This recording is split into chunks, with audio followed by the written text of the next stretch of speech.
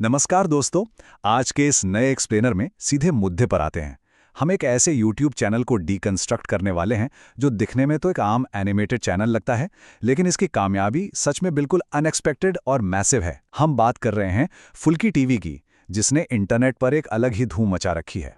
अब जरा इस नंबर को देखिए, 2 करोड़ 40 लाख यानी 24 मिलियन। ये चैनल के कुल व्यूज नहीं हैं, बल्कि फुल्की टीवी के सिर्फ एक सिंगल एनिमेटेड वीडियो के व्यूज हैं। ये चौंका देने वाला नंबर साफ बताता है कि ये डिजिटल पावर हाउस कितने बड़े स्केल पर काम कर रहा है।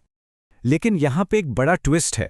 जब हम एनिमेशन या कार्टून सोचते हैं तो आमतौर पर बच्चों की याद आती है, राइट? पर इस स्लाइड का ये वार्निंग लेबल देखिए, this channel not for kids. यही इनका मास्टर स्ट्रोक है। एनिमेशन का इस्तेमाल करके भी ये चैनल स्पष्ट रूप से एक मैच्योर यानी अडल्ट ऑडियंस को टारगेट करता है। बिल्कुल अलग कॉन्सेप्ट है ना? तो चलिए इसके अंदर चलते हैं। सेक्शन 1, फुल्की टीवी के अंदर कार्टून्स जो बच्चों के लिए नहीं हैं। देखते हैं कि इस चैनल की कोर आइडेंटिटी आखिर है क्या। अगर हम डेटा पर नजर डालें तो तस्वीर और क्लियर हो जाती है। लगभग 6,80,000 सब्सक्राइबर्स, 816 वीडियोस और टॉप वीडियो पर 24 मिलियन व्यूज। ये आंकड़े बता रहे हैं कि ये एक बेहद एक्टिव चैनल है। इनका अपलोड शेड्यूल सच में अनस्टॉपेबल है और इनकी रीच के नंबर्स तो आपके सामने ही हैं। अब आते हैं इनके कंटेंट पर। सेक्शन 2, डरावनी कहानियां, जादू और नैतिकता। यही वो सीक्रेट रेसिपी है जो व्यूअर्स को पूरी तरह से हुक करके रखती है। इनके टाइटल्स पे जरा गौर कीजिए, भूत या नागिन टीचर, आंखों की माला वाली टीचर, या फिर ठंड में बर्फ खिलाने वाली जालिम क्लास टीचर। बिजार है ना? ये अजीब, थोड़े डार्क और बेहद क्रिएटिव कॉन्सेप्ट्स ही इनकी जान है। ये ऐसे अनोखे आइडियाज हैं जो किसी के भी दिमाग में क्यूरियोसिटी पैदा कर दें और लोग नेचुरली क्लिक करने पर मजबूर हो जाते हैं। सिर्फ हॉरर ही नहीं, यहाँ एक बहुत क्लेवर लेयर और भी है। अमीर बेटी वर्सेस गरीब बेटी जैसी थीम्स देखिए। ये एनिमेशंस असल में क्लास स्ट्रगल और सामाजिक मुद्दों को जादुई कहानियों के साथ मिक्स करते हैं, ताकि जो ऑडियंस इसे देख रही है वो उस मॉरल स्टोरी से और उन रोजमर्रा के स्ट्रगल से गहराई से कनेक्ट कर सके।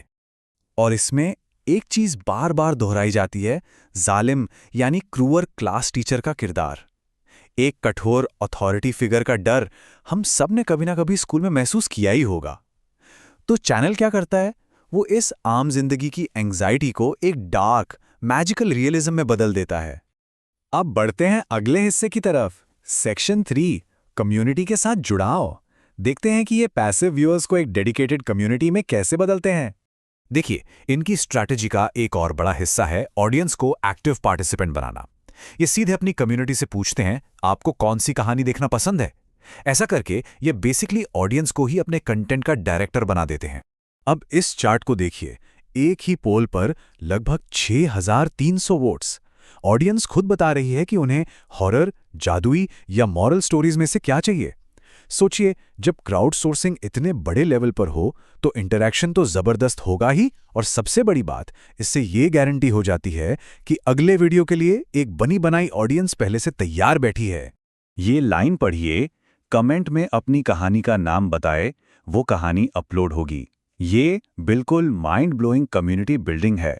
व्यूअर्स को सिर्फ दर्शक नहीं बल्कि को क्रिएटर बना देना एक मास्टर क्लास स्ट्रैटेजी है।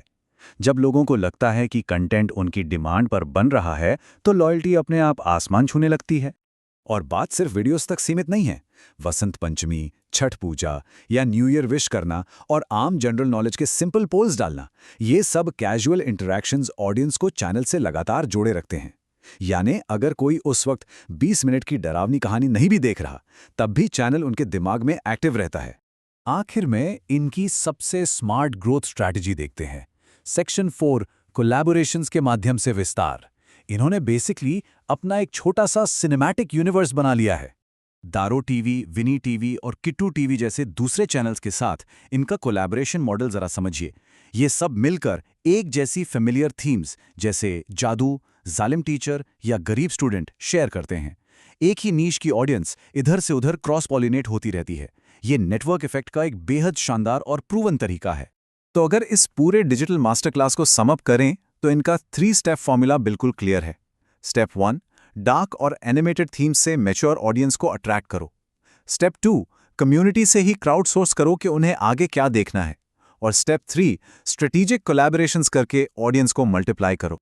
तो इस एक्सप्लेनर के अंत में एक बड़ा सवाल खड़ा होता है।